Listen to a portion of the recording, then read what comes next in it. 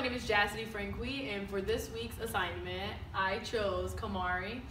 She is the owner of Stadium Dance, and the reason why I chose her is because she's young and she's smart and she's just so motivated. So I picked her for my assignment, and she's a great entrepreneur. She started with one studio and now she owns two, bringing great live music lessons and awesomeness in general. Okay, sorry, we're a little cheesy here today. My one question I have for her today is to give her 30-second elevator speech. Well, my name is Kamari Schofield. I own Stadium Dance in Indian Orchard in Palmer, Mass. Dance always been a passion for me, so I started dancing when I was 5. I opened up the studio at 18 with the help of my mom and dad who invest into me. I started off in a gym with 15 kids only.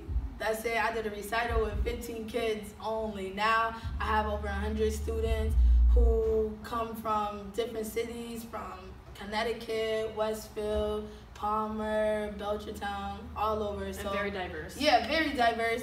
I like bringing all the kids together at one area, get to know each other. You know, everybody at home is different, so when they're here, it's like they bring each culture together and they just show have what a they're good made time. of. Yeah, pretty much. Okay, so for the second question, second question is why did you start your business? What made you want to start a business? So it was never like, oh, I'm gonna be a dance teacher, oh, I'm gonna be a owner. It was not like that. I started off working at a daycare, and the kids there are so active. I'm like, come on, let's dance, you know, like let's just dance. And from there, like a lot of calls would be to me like, oh, I wanted my daughter to dance with you at the program. So the owner of the program let me start something little, and then it just turned into something. Like you made your own little program at the daycare center. And pretty much, yes. After that, you started getting ideas, yes. and then more people started coming, contacting you. Yeah. Oh, that's awesome. Yeah, that's good for me to know. I know. Okay, were you trying to solve a problem? And kind of in a way, I think. Yeah, kind of. Right? Kind of. I would think so, but in a way, you probably were. Right. I guess just, you know, because there's some kids who can't afford dance or can't do that. So that was a great way to give back to them, you know, like in a different way. Like, yeah, I know some moves I can show you, you know. And it was pretty good because after a while, like the parents started realizing, like, this is what they wanted to do. And it was free when you first started. It started being free, yeah. So it gave you opportunities like for the parents volunteering, as well. yeah, pretty much. The opportunity for the parents to have their child in a dance program, and also for the kids to enjoy it and be a part of it. That's a great answer. What were your initial goals when you pretty much probably started them? So my initial goals were just to show kids, like a lot of kids in the city only know hip hop. So when I was young, all I knew was hip hop. My mom took me away and put me in a different atmosphere to learn how to turn, to learn how to point my feet, to jump. So I think basically it was to show them that there's more than just hip hop. There's other style dances, and you can be just as good as you are in hip hop. Okay, and you kind of mix it. I know I had my daughter in her dance, and she kind of mixes it all up together. So it's still fun. It is. It's hip hop, but then you're learning different techniques at the same time. Right. And the next question was, have you accomplished them? And I have to say, obviously you have. Because you've been so successful, and people see it. Yeah. So this year's my 10th year. I just opened the other one, so it's like the little baby now, Palmer. But I feel like I accomplished. And I feel like that too, because if Palmer has a whole different like atmosphere and just different people there, and that are probably not accustomed to hip hop. Yeah, so they love it. Bringing it into the towns that didn't have hip hop. Like you grew up in a city that it was always hip hop. You learned listen on 93.7 or whatever it is. Yeah. You were just kind of immune. So now, like the calls are like, can I get hip hop? Can I get hip hop? I'm like, I do other things, just not just hip hop, but they're used to different music. So now hip hop is different. It's normal for us to hear hip hop. But like for them, it's different, and then so you're bringing difference to that now. Yeah, and they like loving me. And that was the choir. Why not? Yeah. That was the next question we just answered. How did you receive funding? So I didn't really receive like state funding or nothing. Like my mom and dad really invested into me. So I was young. I was like, all right, you know, like I didn't think it would be like this at all. So basically my mom and dad like put their money and really push for it.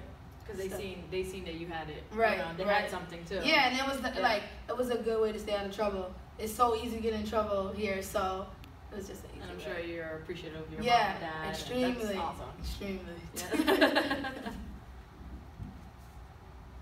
Yeah. Discuss mistakes that you have made. I think my mistake I have made is not knowing the business side of it at 18. So I was just like, oh, I'm getting money. Going with the flow. Yeah, going with the flow. Now I'm learning the business side about it. I got an accountant now, Investing more.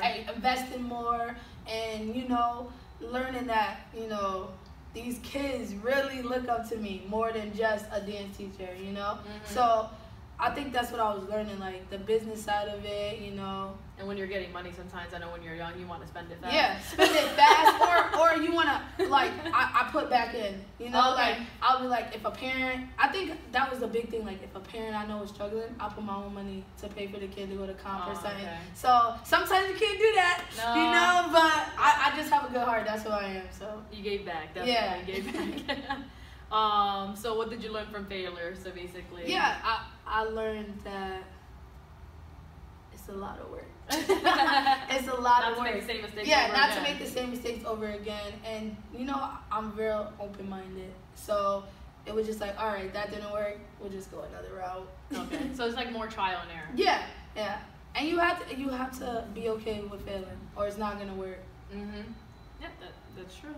Yeah. And sometimes, a lot of times, most of the failures that keep on, well, not I shouldn't say failures, people who constantly have this same mistakes over and over, they're not learning from it. And right. You have to just take it as like, I made a mistake. Right. Sometimes I feel like, oh, no, I didn't make that mistake. They'll make an excuse of why they made that mistake. There's really no excuse. It's I tell people all the time, like, it's a lot of work. Like, you might cry because you're stressed out, or cry because it's the joy behind it. Yeah. So it's just, just take it day by day. Awesome. Let me see. What is the one thing you wish you knew before you started your own business idea? The one thing I think that you have to do with all types of kids. All types of kids. Well, personality. Well, yeah, different personality. And then you, like I said, you have to be open. You have to have patience. That's what it is. Patience. Plus, and you're young. So I'm young, and when I first started, I didn't have a kid. Yeah. So I was just talking regular. Now I have a 4-year-old, so I go a different route. I talk to kids differently than when I did. Yeah, and you also got to deal with parents. So sometimes a parent might not like something. That's true. And and that's the thing with having a business. Like, you have to be okay with somebody. Always satisfying. You may not. You may not satisfy. Never. Like, somebody just might not like it. You have to be okay with that. I think that's trying your best, and then no matter what, you just got to be okay with knowing that it's not always going to be the way that they want it. Exactly. Okay. Awesome.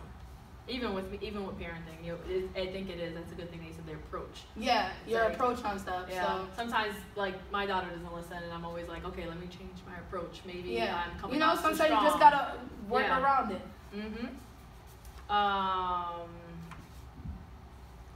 So this is second to last question. How does an entrepreneur know when she does not have a viable or successful business idea?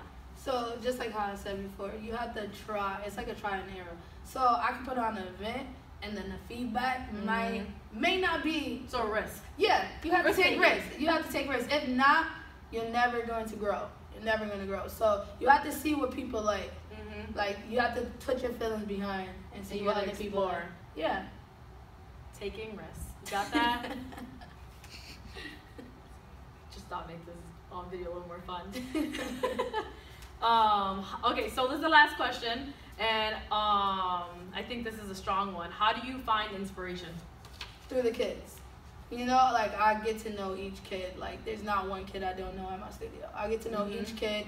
Every kid comes from a different background. Yep. So there's some dances I might feed off of a kid's situation and make the dance up like that. That's like awesome. A lot of my young kids, they're learning about death, grandparents dying, and you know, and street-wise, guys. Yeah, so kids, yeah. I've seen all of that, so I'm like the big sister to them. Mm-hmm. So I usually take their situations and make it. It don't have to be sad. It can be a happy moment. I'm like, oh, let's throw this in the dance, stuff like that. So it's really through the kids that keep me pushing. And maybe making them feel good through the music too, because music is so powerful. Right. Like you could have a bad day, and as soon as you change the station, it's like that too. I can see where it all goes. You know, so I tell everybody that like the kids make me who I am.